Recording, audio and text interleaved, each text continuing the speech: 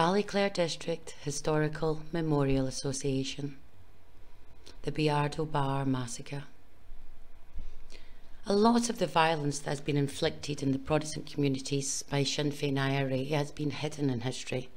2 atrocities in a fortnight, one is memorialised and has become a milestone of the conflict, and by contrast, the Bayardo Bar Massacre is all but forgotten.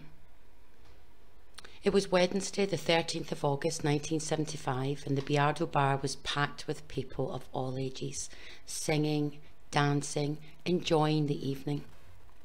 It was almost closing time when a green Audi carrying 3 members of the IRA pulled up outside.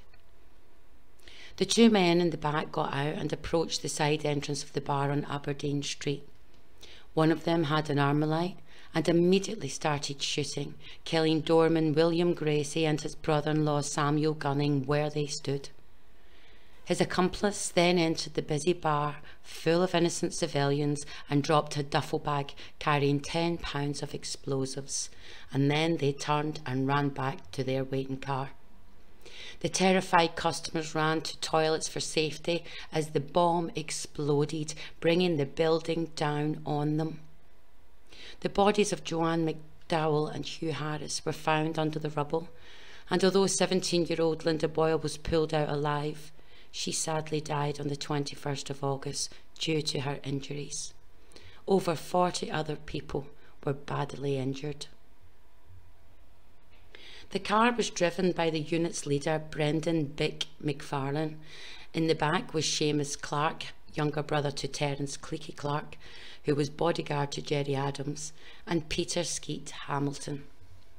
The Belfast Telegraph reported that as the bombers drove away down Agnes Street, they started firing at women and children stood at a taxi rank.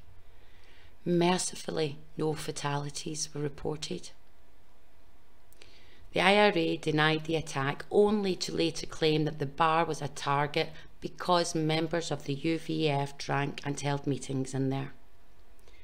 The 3 terrorists were captured at a roadblock about 20 minutes after the attack, with the Armalite and spent bullet casings still in the vehicle, with fingerprints evidence of all the 3 assailants. In May 1976, Peter Hamilton, Brendan McFarlane and Seamus Clark are sentenced to 5 life terms in prison for the Bayardo murders. In 1983, McFarlane organises a prison break with 38 other IRA prisoners, including Clark and Hamilton, and MLA Gerry Kelly.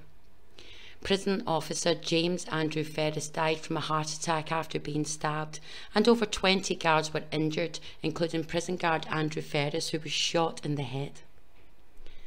McFarlane wasn't captured until January 1986, along with fellow terrorist Gerry Kelly in Amsterdam.